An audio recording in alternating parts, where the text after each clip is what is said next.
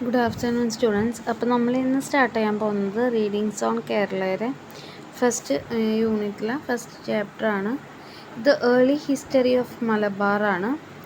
Portuguese period AD 1498 to 1663. William Logan ആണ് എഴുതിയിട്ടുള്ളത്.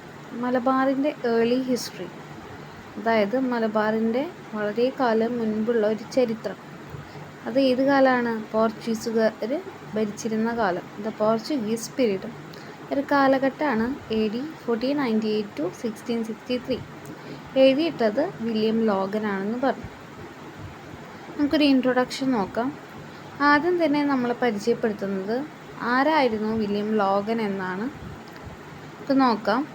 William Logan, അദ്ദേഹത്തിൻ്റെ ലൈഫ് സ്പാൻ കൊടുത്തിട്ടുണ്ട് 1841 to 1940.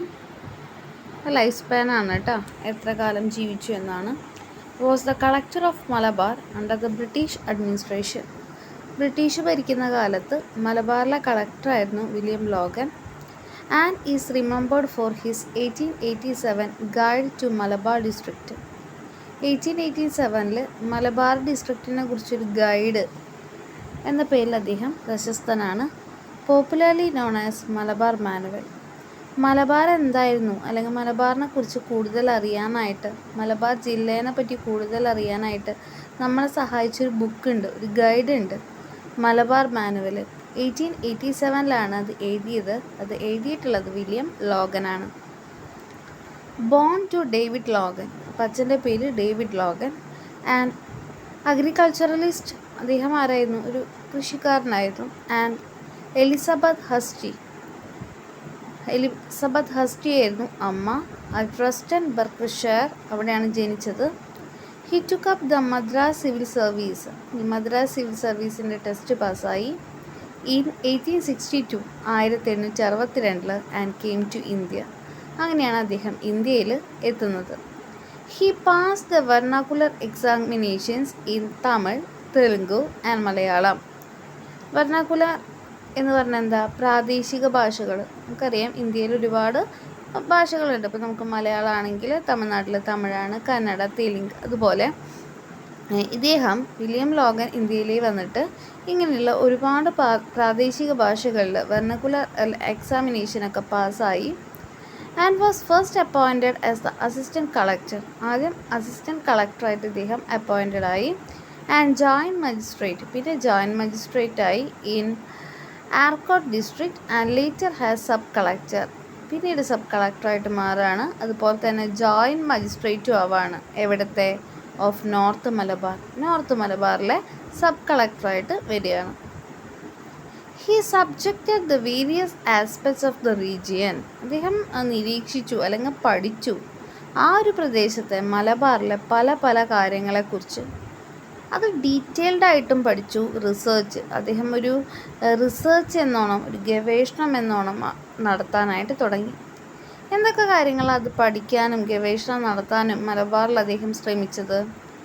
This included the land distribution. എങ്ങനെയാണ് മലബാറിൽ സ്ഥലങ്ങൾ ഡിസ്ട്രിബ്യൂട്ട് ചെയ്തിട്ടുള്ളത്, വിതരണം ചെയ്തിട്ടുള്ളത്? ടാക്സേഷൻ, അവിടുത്തെ ഭൂനികുതി എങ്ങനെയാണ്? അഗ്രേറിയൻ ഇഷ്യൂസ്, കൃഷിയുമായി ബന്ധപ്പെട്ട പ്രശ്നങ്ങൾ എന്താണ്?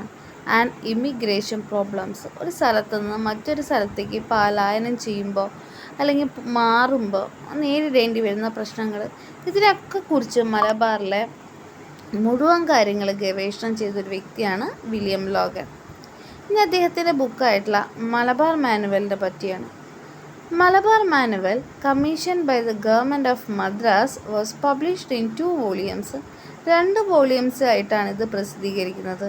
In 1887. It is an compendium. Compendium എന്ന് ഉദ്ദേശിക്കുന്നത് കളക്ഷനാണ് ഓഫ് പ്രിസൈസ് ഇൻഫോർമേഷൻ, കൃത്യമായിട്ട് അറിവ്, on the region of Malabar. Malabar എന്ന് പറഞ്ഞ പ്രദേശത്തെ പറ്റിയിട്ട്. ഇൻക്ലൂഡിങ് ഇറ്റ്സ് ജിയോഗ്രഫി, അവിടുത്തെ കൃഷിയും കാര്യങ്ങളും ഒക്കെ ആയിട്ട്. ഫ്ലോറ ആൻഡ് ഫോണ എന്ന് പറഞ്ഞാൽ എന്താ? ആനിമൽസ്, അതുപോലെ തന്നെ പ്ലാന്റ്സ്.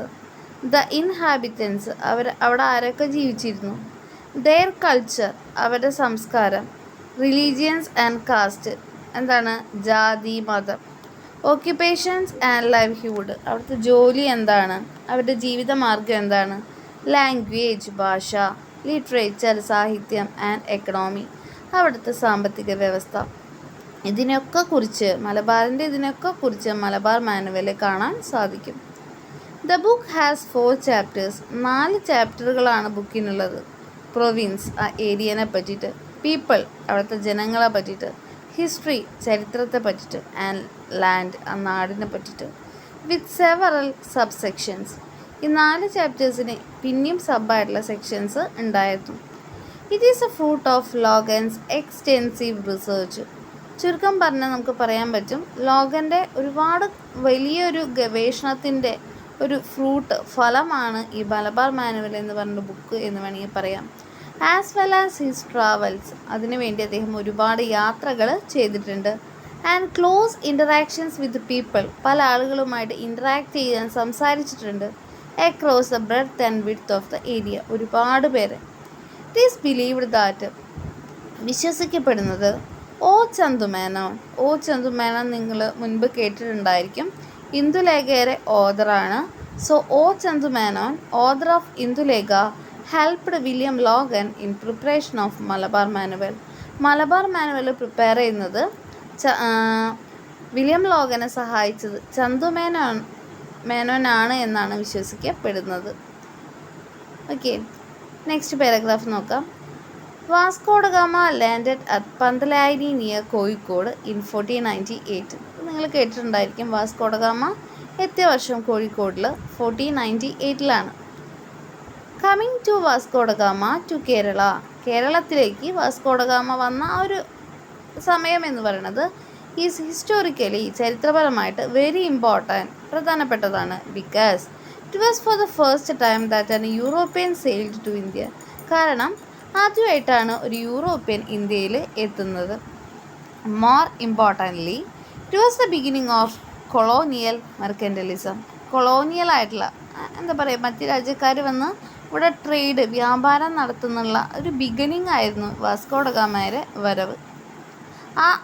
അത് തുടങ്ങിയിട്ടാണ് പിന്നെ നമ്മുടെ ഇന്ത്യ എന്ന് പറയുന്ന ഒരു കോളനൈസേഷൻ വരുന്നത്. ഇന്ത്യ ഒരു കോളനിയായി മാറുന്നത്. പോർച്ചുഗീസുകാർ വന്നു, ഡച്ചുകാർ വന്നു, ലാസ്റ്റ് ബ്രിട്ടീഷുകാർ വന്നിട്ട് നമ്മളെ പിടിച്ചെടുക്കുന്നത്. ഇതിനൊക്കെ തുടക്കം എന്ന് പറയുന്നത് വാസ്കോ ഡ ഗാമയുടെ ഈ ഒരു വരവാണെന്നാണ് പറയുന്നത്. അതുകൊണ്ട് തന്നെ ആ പീരീഡിന് ഒരുപാട് പ്രാധാന്യമുണ്ട്. The period of Portuguese rule in India is said to be between, India ഇന്ത്യനെ ഭരിച്ച ഒരു കാലഘട്ടം എന്ന് പറയുന്നത് 1505 to 1961. ഈ ഒരു കാലഘട്ടത്തിലാണ് പോർച്ചുഗീസുകാർ ഇന്ത്യ ഭരിക്കുന്നത്. The following is an extract from the Malabar manual. ഇനി നമ്മൾ പഠിക്കാൻ പോകുന്നത് ഈ വില്യം ലോഗൻ എഴുതിയിട്ടുള്ള മലബാർ മാനുവലിലെ കുറച്ച് കാര്യങ്ങളാണ്. Which describes the journey of Gama to Kerala. ഇതിൽ നമുക്ക് വ്യക്തമാക്കി തരുന്നത് വാസ്കോ ഡ ഗാമയുടെ യാത്രയാണ് കേരളത്തിലേക്ക്. And his association with Zamorins. Zamorins എന്ന് പറഞ്ഞാൽ എന്താ? സാമൂതിരിമാർ, കേരളത്തിലെന്ന ഭരിച്ചിരുന്ന ആളുകൾ. അവരുമായിട്ട് വാസ്കോ ഡ ഗാമ എങ്ങനെയാണ് അസോസിയേറ്റ് ചെയ്തത് എന്ന കാര്യങ്ങളൊക്കെയാണ് ഇതിൽ നമ്മൾ പറയാനായിട്ട് പോകുന്നത്. അപ്പോൾ നമുക്ക് ടെക്സ്റ്റ്, നമ്മൾ ഇൻട്രോ നോക്കി, ടെക്സ്റ്റ് നമുക്ക് അടുത്ത ഒരു ക്ലാസ്സിൽ നോക്കാം. Okay, thank you.